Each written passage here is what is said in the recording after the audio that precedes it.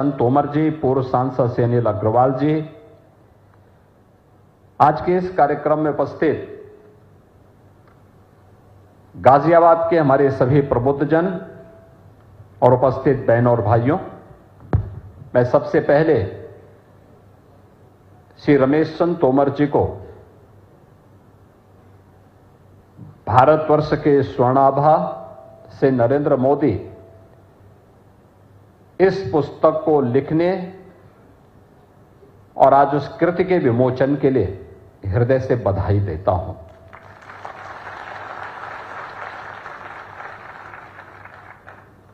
लिखना एक साधना है और मैं इसलिए इन युवाओं से कह रहा हूं क्योंकि हर व्यक्ति लिख नहीं सकता।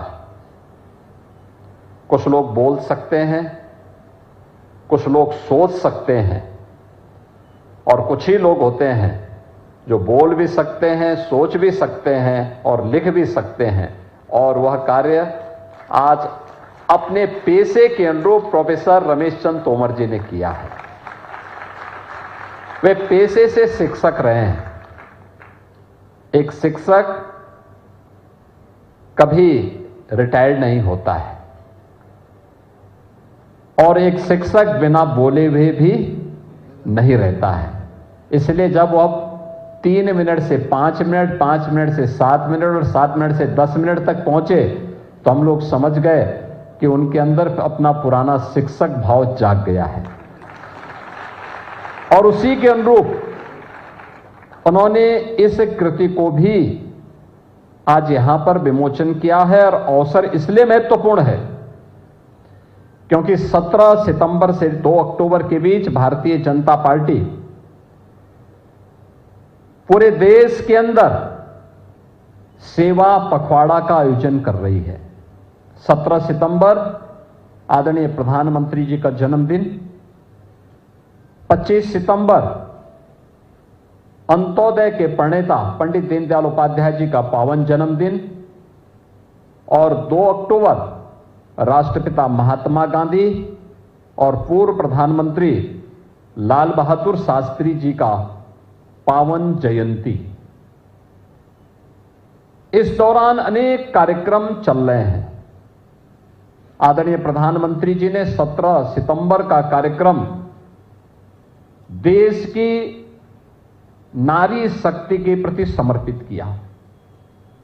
स्वस्थ नारी, सशक्त समाज, इस थीम के साथ उन्होंने इस कार्यक्रम का शुभारंभ किया। युवाओं ने उस दिन रक्तदान शिविर के आयोजन किए और पूरे देश के अंदर वर्तमान में स्वास्थ्य शिविर के आयोजन स्वास्थ्य जागरूकता के प्रति संचालित हो रहे हैं।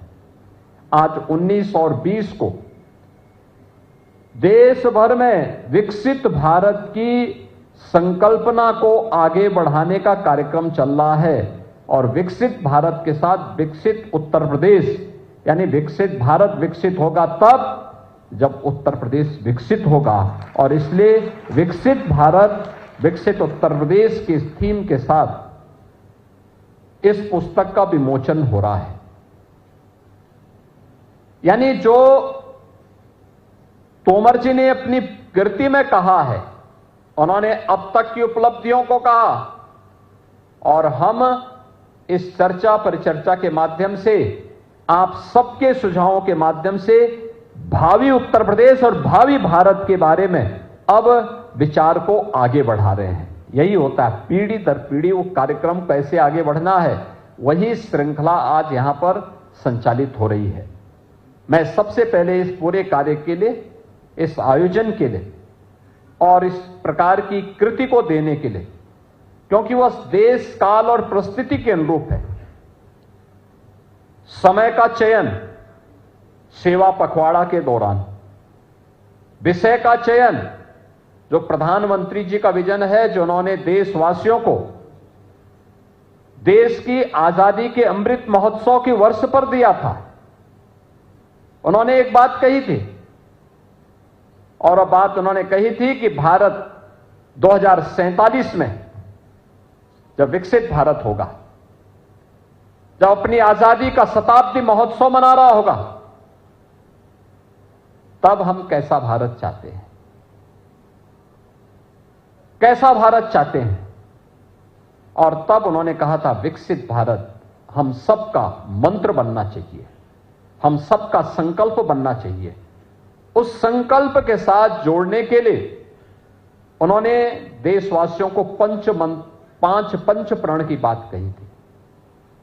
पंचप्रण में उन्होंने कहा था कि पंचप्रण हम विरासत का सम्मान करें, विरासत के सम्मान के साथ गुलामी की मानसिकता को सर्वथा समाप्त करें। विरासत का सम्मान होना है, लेकिन गुलामी के किसी भी प्रकार के चिन्ह को, गुलामी के किसी भी प्रकार के उस भाव को अपने मनोमस्तिष्क से दूर कर देना है। तीसरा, अपने सेना और वर्दीधारी फौज से सुरक्षा बलों के जवानों का सम्मान करना। चौथा, सामाजिक समता का व्यवहार करना, सबके साथ समभाव हो। और पांचवां, नागरिक कर्तव्य।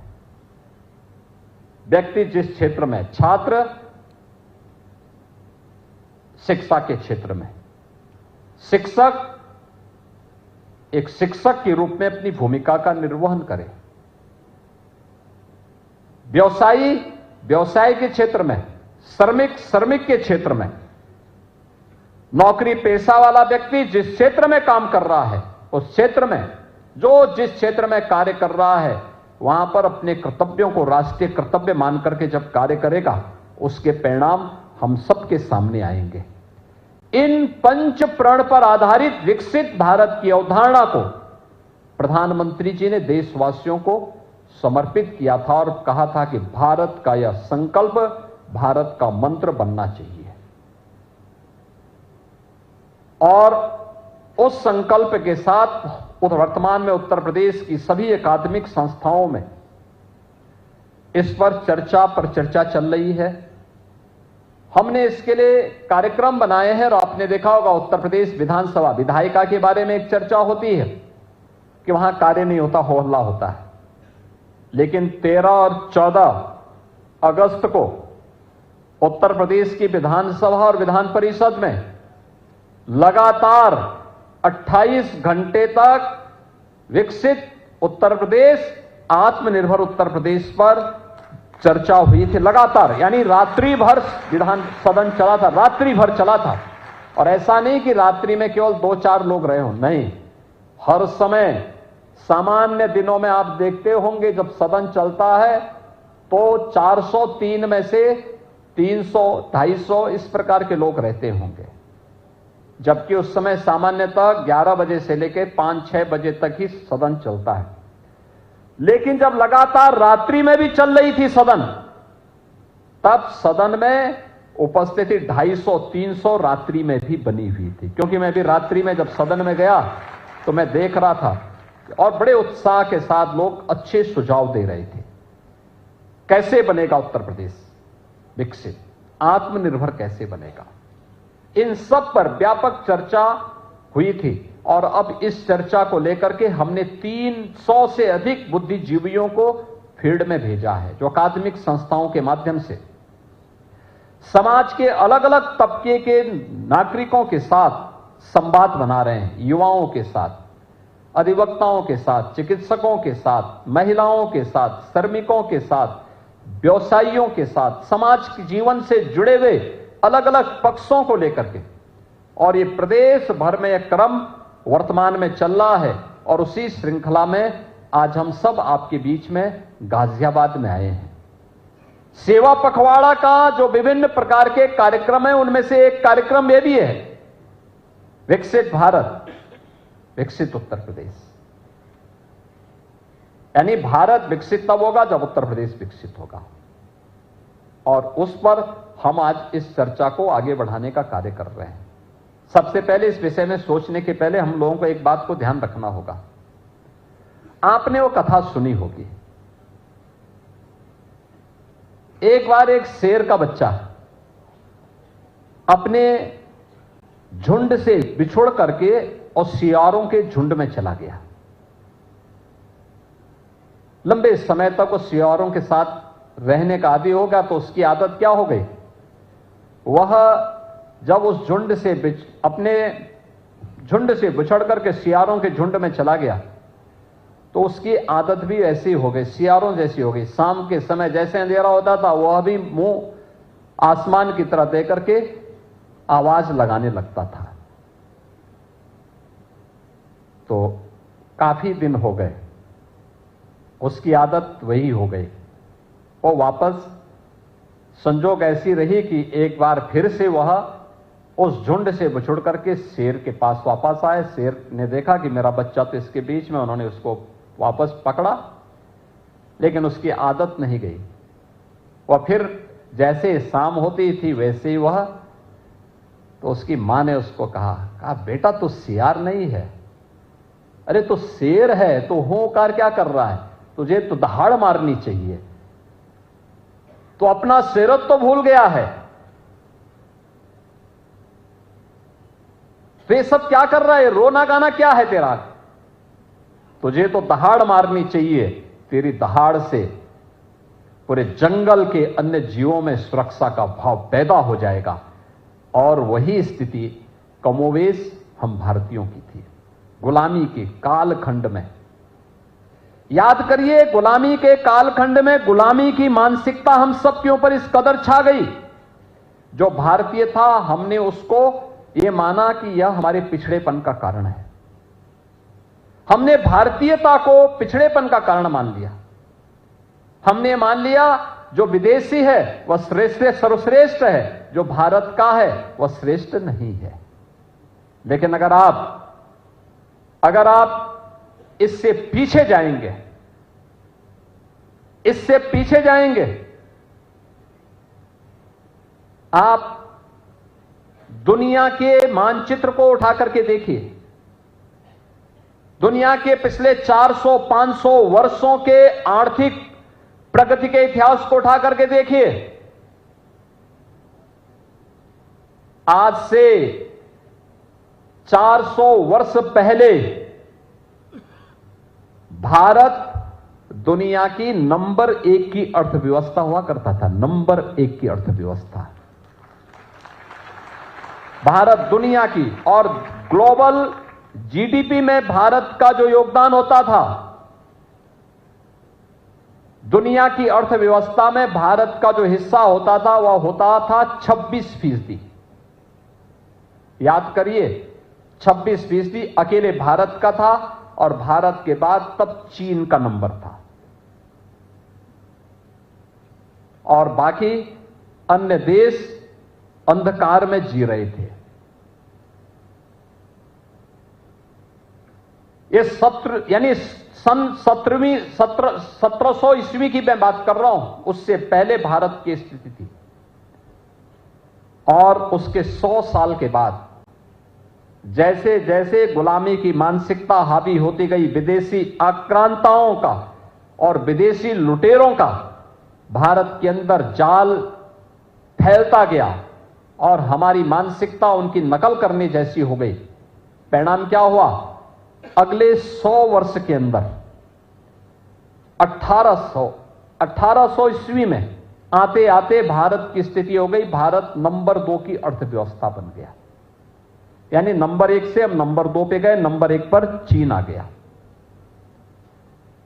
लेकिन अगले 100 वर्ष में भारत की स्थिति, भारत का शेयर, यानी पहले 100 वर्ष में हम 26% से घट करके 16% रह गए, और 16 से घट करके 1947 में जब भारत आजाद होता है तो भारत का दुनिया में भारत की हिस्सेदारी मात्र 4% रह जाती है।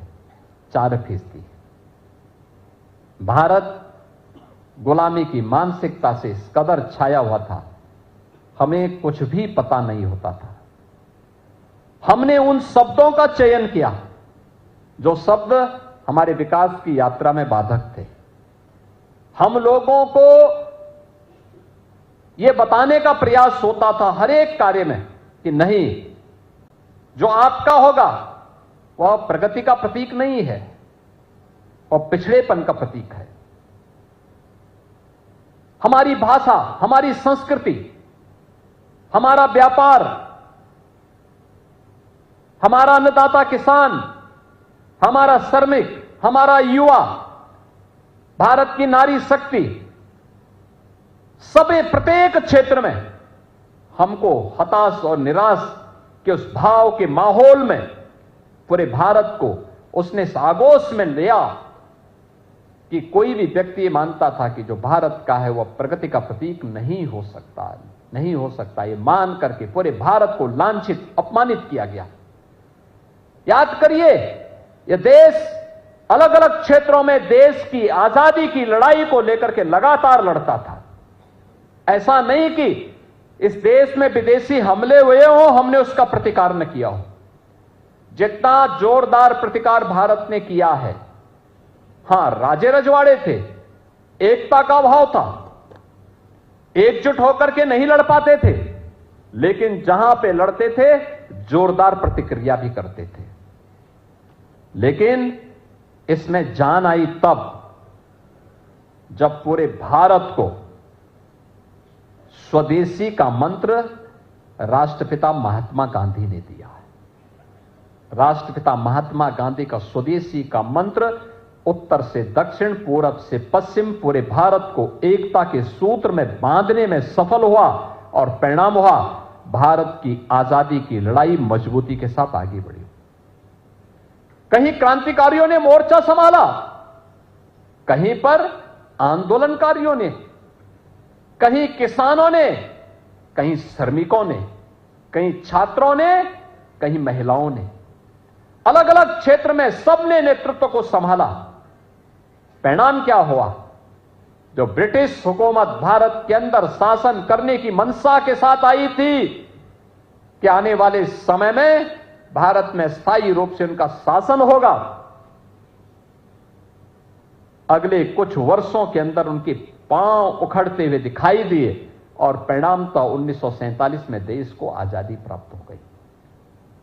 बहनों और भाइयों, 1947 में भारत को जो आजादी मिली, आजाद भारत में जो कुछ हमारे पास था, अगले एक दशक तक वो बना रहा। उसमें थोड़ी प्रगति का भाव आगे आया, लेकिन 1960 से जो गिरावट प्रारंभ हुई वह लगातार 2014 तक चलती रही। 2014 में जब ये देश प्रधानमंत्री मोदी जी के हाथों में आया, तब भारत देश की 11वीं अर्थव्यवस्था था, दुनिया की 11वीं अर्थव्यवस्था। और आज पिछले 11 वर्ष में प्रधानमंत्री मोदी जी के यशस्वी नेतृत्व में 11 स्थान पर भारत की अर्थव्यवस्था थी। आज वह प्रधानमंत्री मोदी जी के यशस्वी नेतृत्व में दुनिया की चौथी बड़ी और सबसे तेज उभरती हुई अर्थव्यवस्था के रूप में स्थापित हुई है। सबसे तेज उभरती हुई अर्थव्यवस्था। इस वित्तीय वर्ष के अंत तक यह संभावना है कि भारत दुनिया की तीसरी बड़ी अर्थव्यवस्था बनेगा।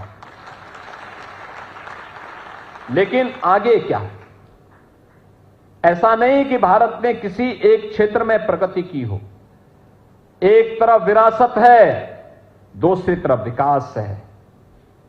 एक तरफ युवा है, दूसरी तरफ अन्नदाता किसान है। एक तरफ महिला है, एक तरफ पुरुष है। समाज के अंदर क्या इंफ्रास्ट्रक्चर का क्षेत्र हो, क्या शिक्षा का क्षेत्र हो, क्या इन्वेस्टमेंट का हो, क्या हेल्थ का हो, या इमर्जिंग टेक्नोलॉजी का फील्ड हो, कोई फील्ड ऐसा नहीं, कोई क्षेत्र ऐसा नहीं, कोई सेक्टर ऐसा नहीं जिसमें भारत ने पिछले 11 वर्षों में एक लंबी दूरी न तय की हो। एक लंबी दूरी न तय की हो। यह लंबी दूरी की एक कहानी एक नई प्रेरणा है। और पिछले 11 वर्ष के अंदर भारत ने जो कुछ तय किया है, यही विकसित भारत की आधारशिला बनने जा रही है। यही विकसित भारत की आधारशिला बनने जा रही है। आप अनुमान करिए, 1947 से लेकर के 2014 तक भारत के अंदर सामाजिक सेवा, सामाजिक सेक्टर में, सोशल सेक्टर में, सामाजिक क्षेत्र में केवल 17 से 19% लोगों तक ही शासन की योजनाओं का लाभ पहुंचा था। याद करिए, 1947 से लेकर 2014 तक इन 65-70 वर्षों में केवल 19% लोगों तक शासन की योजनाओं का लाभ पहुंचा था और 2014 से लेकर के 2025 के बीच इसका दायरा 19% से बढ़कर के पहुंचा है आज 70%। 70% लोग आज भारत की सामाजिक सुरक्षा की योजनाओं का लाभ ले रहे हैं। सामाजिक सुरक्षा का मतलब किसी को राशन की सुविधा का लाभ मिल रहा है, आयुष्मान भारत की सुविधा का लाभ मिल रहा है, 4 करोड़ लोगों को आवास की सुविधा का लाभ मिला है, देश के अंदर 10 करोड़ गरीबों के घर में शौचालय बने हैं, 10 करोड़ गरीबों को आयुष्मान भारत का कार्ड मिला है और 10 करोड़ भारतीयों के पास अपना स्वयं का शौचालय बनने के साथ साथ उन्हें अन्य तमाम प्रकार की सुविधाओं और उज्ज्वला योजना की रसोई गैस का कनेक्शन की सुविधा का भी लाभ प्राप्त हुआ है। कोई कल्पना करेगा, आज युवाओं के लिए स्टार्टअप की योजना है तो स्टैंडअप की भी योजना है। आज दुनिया के अंदर भारत, जिसको लोग बोलते हैं कि पिछड़ा है, कुछ नहीं हो सकता, दुनिया में इसकी कोई गिनती नहीं, वह भारत दुनिया का सबसे बड़ा तीसरा स्टार्टअप का इकोसिस्टम भारत रखता है दुनिया के अंदर। यह भारत की ताकत बन रही है और स्टार्टअप केवल भारत ने दिखाया है, स्टार्टअप केवल आईटी इलेक्ट्रॉनिक्स में ही नहीं हो सकता, बल्कि हर एक सेक्टर में हम एक नया स्टार्टअप स्थापित करके उसे यूनिकॉर्न बनाने की ओर अग्रसर हो सकते हैं। आज उत्तर प्रदेश की 1 डिस्ट्रिक्ट 1 प्रोडक्ट की योजना यह करके दिखा रही है। यानी हम हर क्षेत्र में आगे बढ़ सकते हैं। थोड़ा बढ़ने का जज्बा हो, चलने की सामर्थ्य हो, स्वयं में विश्वास हो, क्यों नहीं हो सकता? हो सकता है। और उन्हीं भावों को ध्यान में रख करके, भारत की इस प्रगति को ध्यान में रख करके हम लोगों ने इस विषय को आज चयन किया है।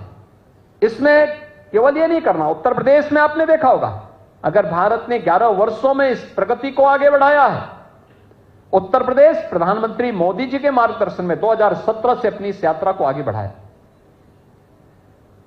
17 के पहले भारतीय जनता पार्टी की प्रदेश में सरकार नहीं, लेकिन पिछले 8.5 वर्ष के अंदर जो दूरी उत्तर प्रदेश ने तय की है, यह देशवासियों के लिए भी और दुनिया के लिए भी कौतूहल और आश्चर्य का विषय बना हुआ है। जो बोला जाता था, जो यहां पे अतुल गर्ग बोल रहे थे कि जब यह प्रदेश में खाद्य राज्य मंत्री थे और भारत सरकार के किसी बैठक में जाते थे, लोग कहते थे उत्तर प्रदेश कैसे कर सकता है।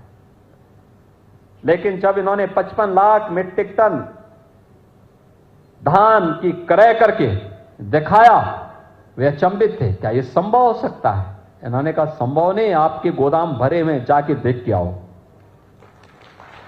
और ट्रांसपेरेंसी थी, बिचौलिए से बगैर हमने क्रय केंद्रों के माध्यम से खरीदा था और डीबीटी के माध्यम से पैसे का भुगतान किया था। यानी 17 के पहले उत्तर प्रदेश को देश के विकास का बैरियर माना जाता था, और बैरियर ही नहीं था, उत्तर प्रदेश देश के बीमारू राज्यों में गिना जाता था। बीमारू राज्य, गाजियाबाद तो क्या कहना है। यानी गाजियाबाद, मुख्यमंत्री बनने के पहले मैं सांसद था और दिल्ली में आप देखते होंगे संसद के 4 सत्र चलते हैं, चारों सत्र में मैं रहता था। एक बार केवल तोमर जी ने हमें यहां बुलाया था सरसों का साग और मकई की रोटी खिलाने के लिए।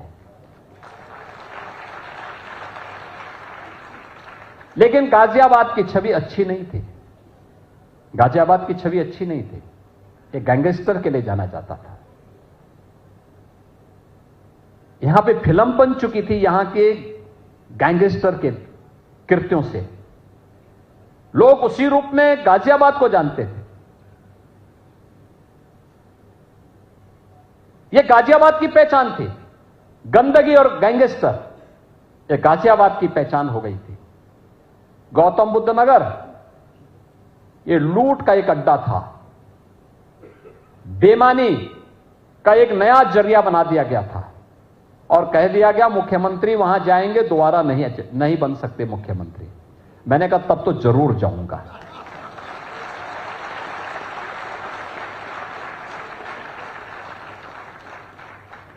और मुख्यमंत्री बनने के बाद मैं वहां जरूर गया। मैंने कहा भी देखो, जो कल जाना है वो आज चला जाए, लेकिन जाऊंगा जरूर कि आखिर इसको अभिशाप क्यों बनाया गया।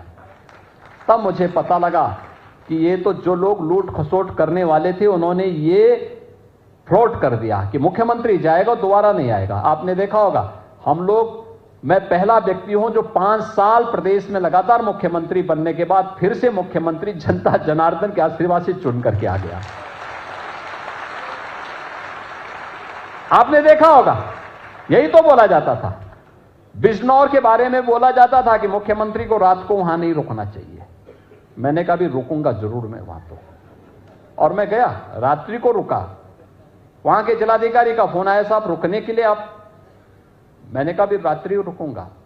उन्होंने कहा कि होटल बहुत अच्छे नहीं। मैंने कहा मैं होटल में रुकता ही नहीं हूं, गेस्ट हाउस होगा, नहीं तो किसी कार्यकर्ता के घर में रुकेंगे, लेकिन रुकेंगे जरूर। आप सोचो, उन्होंने कहा पीडब्ल्यूडी का गेस्ट हाउस है, बहुत पुराना है। मैंने कहा हमारे मंत्रीगण रुकते होंगे ना, कोई अतिथि रुकता होगा। अगर अतिथि रुक सकता है तो हम क्यों नहीं रुक सकते, मैं भी उसी में रुकूंगा। और रात्रि को मैं रुका था, गाजियाबाद में रुका। ऐसे आगरा के बारे में कहते थे, आगरा के बारे में, आगरा कह रहे थे तो उनके सर्किट हाउस में नहीं रुकना चाहिए, कहते थे भूत आ जाएगा। तो मैंने कहा भी उस भूत से साक्षात्कार करने के लिए मैं आया हूं, मैं रुकूंगा वहीं पे रात्रि को। और मैं रात्रि को वहीं रुका था, रात्रि को वहीं रुका था। यानी जब यह जिद हो तो कोई बाधा आपके मार्ग की बाधा नहीं बन सकती है। और यही जिद विकास की आपके मन में होनी चाहिए। यही जिद व्यक्तिगत स्वार्थ की नहीं होनी चाहिए कि मेरा ये काम हो जाए। हां, कार्य वह होना चाहिए जो समाज के लिए और राष्ट्र के लिए उपयुक्त हो, जो देश के लिए अनुकूल हो, समाज के लिए हितकारी हो। और उसीलिए पिछले 8 वर्ष में अगर हम कुछ करने में सफल हुए उत्तर प्रदेश में, याद करिए उत्तर प्रदेश की जो अर्थव्यवस्था थी 2016-17 में एक 12,75,000 करोड़ की आसपास की थी। और इस वित्तीय वर्ष के अंत में हम लोग उत्तर प्रदेश की अर्थव्यवस्था को मात्र 9 वर्ष में इसको इसका 3 गुना लेकर के जाने वाले हैं। 35 लाख से 36 लाख करोड़ तक पहुंचाने वाले हैं। यानी इन 9 वर्षों में, और ये 9 वर्ष वे हैं जिनमें 3 वर्ष हमारे सामने कोरोना जैसी महामारी की भी रहे हैं। प्रति व्यक्ति आय 3 गुने से अधिक हुई है। हजारों नौजवानों के लिए नौकरी और रोजगार की संभावनाओं को आगे बढ़ाया गया है। अन्नदाता किसान के जीवन में खुशहाली लाने का प्रयास हुआ है। इंफ्रास्ट्रक्चर उत्तर प्रदेश का आज देखने लायक है। यानी जब हम लोग आए थे, इंफ्रास्ट्रक्चर में उत्तर प्रदेश की कोई गिनती नहीं होती थी। आज देश का सबसे बड़ा एक्सप्रेसवे का नेटवर्क यूपी के पास है। सबसे ज्यादा सिटी में मेट्रो उत्तर प्रदेश चला रहा है। सबसे अच्छे हाईवे यूपी के पास हैं, देश का सबसे बड़ा रेलवे नेटवर्क हमारे पास है। गाजियाबाद और मेरठ 12 लेन के एक्सप्रेसवे के साथ और रैपिड रेल के साथ जुड़ा तो यहां की छवि भी सुधर गई।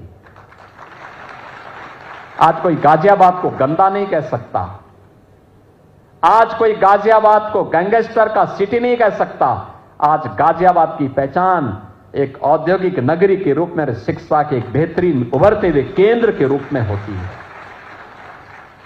यह आपकी पहचान बन रही है। आज कोई उत्तर प्रदेश को बीमारू राज्य नहीं कह सकता।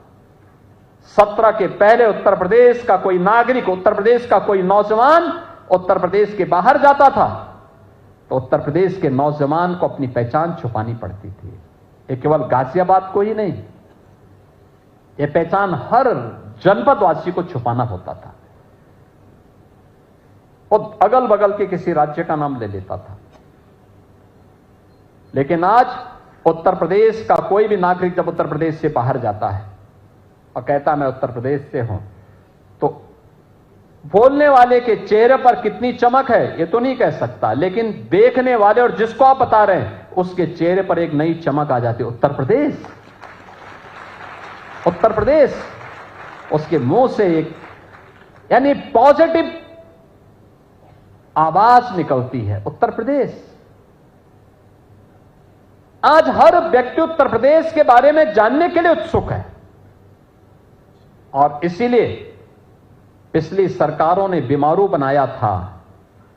हमने यहां के अनलिमिटेड पोटेंशियल को आगे बढ़ा करके आज इसको भारत की ग्रोथ का इंजन बनाने में सफलता प्राप्त की है और आज उत्तर प्रदेश 8वीं नहीं बल्कि देश के नंबर 2 की अर्थव्यवस्था बन चुका है और अगले कुछ वर्षों में नंबर 1 अर्थव्यवस्था के रूप में स्थापित करना है।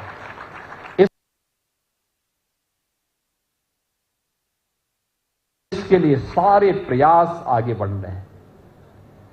लोग कहते हैं आपके पास सबसे बड़ी ताकत क्या है? मैं कहता हूं हमारा युवा है, हमारा अन्नदाता किसान है, आधी आबादी नारी शक्ति की है, हमारा उद्यमी है, हमारा श्रमिक है और जीवन के प्रत्येक क्षेत्र में कार्य करने वाला हर व्यक्ति हमारी ताकत है। वह कार्य कर रहा है, मेहनत कर रहा है, उत्तर प्रदेश को बढ़ाने का काम कर रहा है और उत्तर प्रदेश की इस प्रगति की गाथा को तेजी से आगे बढ़ाने के लिए एक थीम दी है, आत्मनिर्भर। यानी भारत विकसित होगा तब जब आत्मनिर्भर होगा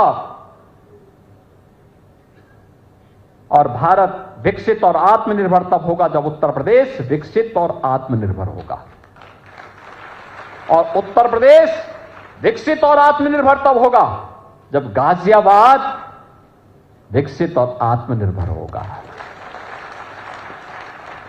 हर जनपद इस यात्रा में सहभागी बनेगा, हर गांव, हर नगर निकाय इस यात्रा में सहभागी बनेगा और इसके लिए हमें अभी से प्लानिंग करनी होगी। अगले 5 साल में क्या, अगले 10 वर्ष में क्या, अगले 22 वर्ष में क्या क्या हमें अचीव करना है, कैसे करना है, हर एक सेक्टर में। इसके लिए 12 सेक्टर हमने तय किए हैं। शिक्षा, स्वास्थ्य, आप याद करिए ये मंच में बैठे हुए जितने लोग हैं, जब ये लोग स्कूली शिक्षा पढ़ते थे तब कोई स्मार्टफोन और टैबलेट की चर्चा ही नहीं कर सकता था, कोई था भी नहीं। आज हम इन युवाओं से बोलेंगे कि आप टैबलेट और स्मार्टफोन का इस्तेमाल मत करिए तो इनका जीवन अधूरा हो जाएगा। टेक्नोलॉजी का उपयोग, ये डिजिटल इंडिया के बारे में, डिजिटल इंडिया ने भारत के युवाओं को एक नई उड़ान बनने के लिए प्लेटफॉर्म दिया है। यह हमारी विकास की यात्रा का हिस्सा है। इसने अनेक रोजगार के अवसर दिए हैं, लेकिन ये विकास की यात्रा की कर्मिक यात्रा को हमने किस रूप में आगे बढ़ाया है, यह युवाओं को तय करना है कि उसको हम सकारात्मक रूप से आगे कैसे बढ़ा लें, जो इनके सर्वांगीण विकास का मार्ग प्रशस्त कर ले। आने वाले समय में क्या हो सकता है, यही आपके सामने एक अवसर भी है, और भी उस फील्ड से जुड़े हुए अन्य तमाम ऐसे अवसर आने वाले हैं जो इमर्जिंग टेक्नोलॉजी के माध्यम से आपको आगे बढ़ने के लिए शिक्षा के क्षेत्र में उसको कैसे हम एडॉप्ट कर सकते हैं, और फिर शिक्षा के क्षेत्र में आगे बढ़ करके वर्ल्ड क्लास इंस्टीट्यूशन भारत के अंदर कैसे स्थापित हो सकते हैं, एक छात्र और एक शिक्षक मिलकर के तय कर सकता है। उससे संबंधित सुझाव 5 वर्ष के लिए क्या हमारा लक्ष्य होना चाहिए, 10 वर्ष के लिए क्या होना चाहिए, अगले देश की आजादी के शताब्दी महोत्सव के लिए क्या होना चाहिए। ऐसे ही स्वास्थ्य के लिए, स्वास्थ्य का क्षेत्र बड़ा बृहद क्षेत्र है। मॉडर्न मेडिकल की फैसिलिटी भी है हमारे पास, ट्रेडिशनल मेडिसिन की भी सुविधा आयुष के क्षेत्र में है। इन सब के लिए भी अनेक सुविधाएं हैं।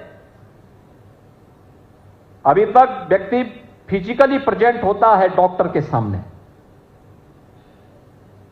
आने वाले समय में टेक्नोलॉजी का और बेहतर इस्तेमाल होगा।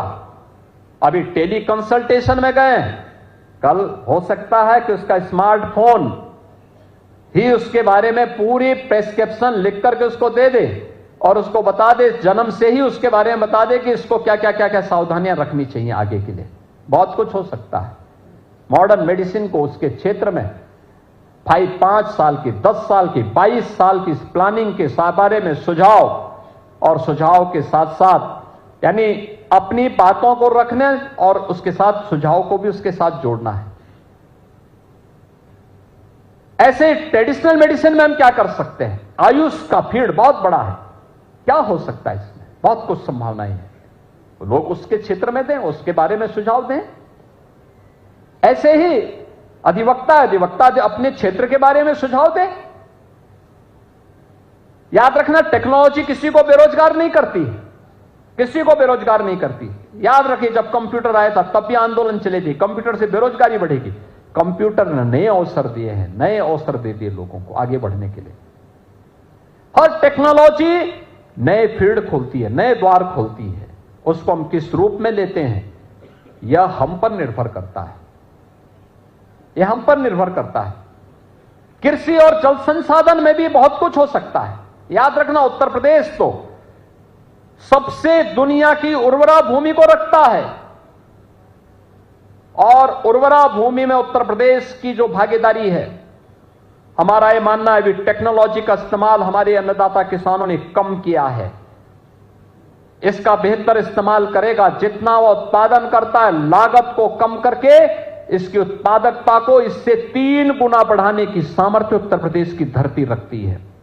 अगर हम उसके अनुरूप उसको लेकर के चले, कैसे बेहतर जल प्रबंधन हो सकता है, इन सब पर भी ध्यान देना होगा। नदियों के बारे में सोचना होगा, उसकी प्लानिंग करनी होगी।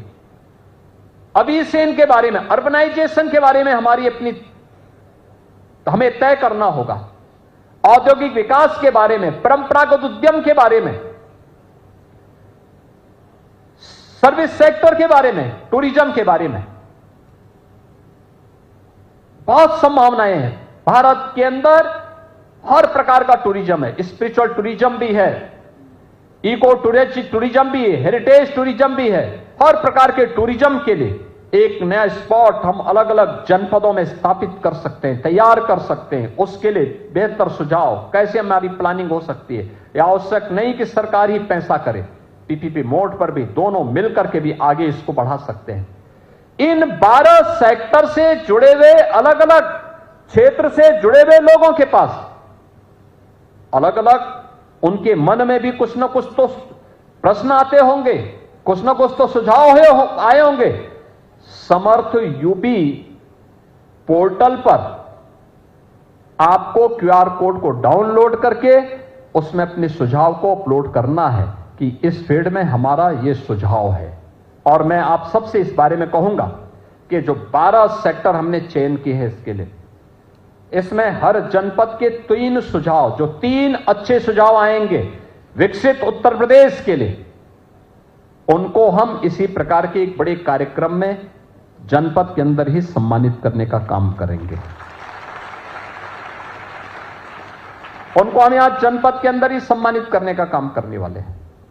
और प्रदेश के अंदर ऐसे 5 सुझाव हम लखनऊ में एक बड़े समारोह में उनको सम्मानित करने का काम करेंगे। लखनऊ में 5 ऐसे जो प्रदेश के अच्छे सुझाव होंगे, उन सबको भी हम सम्मानित करने वाले हैं। और इसलिए आज मैं आपके बीच में आया हूं आपसे कहने के लिए कि हम लोग इन सभी के बारे में अपने महत्वपूर्ण सुझावों से अवगत कराएं। क्यूआर कोड को डाउनलोड करना सीखें, उसमें अपने सुझावों को जिस सेक्टर में आपको पसंद है, कोई शिक्षा चाहता हो, कोई शिक्षा के क्षेत्र में, कोई स्वास्थ्य के क्षेत्र में, कोई कृषि और जल संसाधन के क्षेत्र में, कोई नगर विकास के क्षेत्र में, कोई सर्विस सेक्टर में, पर्यटन आदि के क्षेत्र में, कोई इमर्जिंग टेक्नोलॉजी के क्षेत्र में, अलग अलग फील्ड में हर व्यक्ति अपने अपने बहुमूल्य सुझावों को दे सकता है और उसको उत्तर प्रदेश सरकार के पास पहुंचा सकता है। और अगर कोई पोर्टल के माध्यम से क्यूआर कोड को डाउनलोड करके नहीं दे सकता है, तो उत्तर प्रदेश सरकार के पास आप कम शब्दों में लिख करके भी पोस्ट कार्ड के माध्यम से भी इसको भेज सकते हैं। आप सबके सुझावों का हमें इंतजार होगा और मैं आप सबका आह्वान करूंगा कि उत्तर प्रदेश की विकास की यात्रा का, उत्तर प्रदेश को एक विकसित राज्य के रूप में स्थापित करने की इस यात्रा में हम सबको सहभागी बनना पड़ेगा, क्योंकि ये हमारे वर्तमान के साथ साथ भावी पीढ़ी के लिए भी एक अवसर होगा। हमारा ये मंत्र उनके जीवन को एक नई दिशा दे सकता है, उन्हें उज्जवल भविष्य की परिकल्पना के साथ जोड़ सकता है। और उसको जोड़ने के लिए, आपका आह्वान करने के लिए आज मैं यहां गाजियाबाद में आया हूं और मैं धन्यवाद दूंगा कि विकसित भारत, विकसित उत्तर प्रदेश की इस अवधारणा में आज हमने प्रोफेसर रमेश चंद्र तोमर जी की स्कृति कि भारतवर्ष की स्वर्णाभा नरेंद्र मोदी, इस पुस्तक को भी आज हमने विमोचन किया है। मैं इसके लिए प्रोफेसर रमेश चंद्र तोमर जी को हृदय से बधाई देता हूं, उनके परिवार के सदस्यों को बधाई देता हूं, उनके स्वस्थ और दीर्घ जीवन की कामना भी करता हूं कि उन लंबे समय तक वे सांसद के रूप में अपनी सेवाएं दिए। सदन में उनके साथ हमारे बहुत अच्छे अनुभव रहे हैं और अच्छा काम उन्होंने सदन के माध्यम से गाजियाबाद के विकास के लिए उस समय किए थे। और आज उन्होंने प्रधानमंत्री मोदी जी की 11 वर्षों की विकास की इस यात्रा में बदलते हुए भारत को उन्होंने इस कृति के माध्यम से प्रस्तुत करने का प्रयास किया है। मुझे पूरा विश्वास है कि पुस्तक न केवल यहां पर उपस्थित नागरिकों के लिए, मैं चाहूंगा कि लोग उस पुस्तक को जरूर खरीदें और सेवा पखवाड़ा के दौरान इस प्रकार की कृतियों को जो प्रधानमंत्री मोदी जी पर आधारित हो, वही गिफ्ट के रूप में एक दूसरे को भेंट दे, जिसमें मोदी जी के बारे में हर व्यक्ति उनके उस विराट व्यक्तित्व के बारे में, उनके कृतित्व के बारे में प्रेरणा प्रकाश प्राप्त कर सके और नई पीढ़ी को आगे बढ़ने की एक नई प्रेरणा प्राप्त हो सके। इस विश्वास के साथ हर लाइब्रेरी में, पुस्तकालयों में और विश्वविद्यालयों में, अकादमिक संस्थाओं में, सार्वजनिक पुस्तकालयों में इस प्रकार की पुस्तकों को होना और युवाओं के हाथों में खासतौर पर जाना, जिससे वह वर्तमान यानी इससे भूत, वर्तमान और भविष्य के बारे में भी जानकारी ले सके। आज के इस अवसर पर एक बार फिर से विकसित उत्तर प्रदेश के लिए आपके बहुमूल्य सुझाव की अपेक्षा हम सबको रहेगी। इस विश्वास के साथ मैं इस पूरे कार्यक्रम के आयोजकों को हृदय से धन्यवाद देता हूं। अपनी शुभकामनाएं आप सबको शारदीय नवरात्रि की मंगलमय शुभकामनाओं के साथ अपनी वाणी को विराम देता हूं। धन्यवाद। जय हिंद। अभिभूत है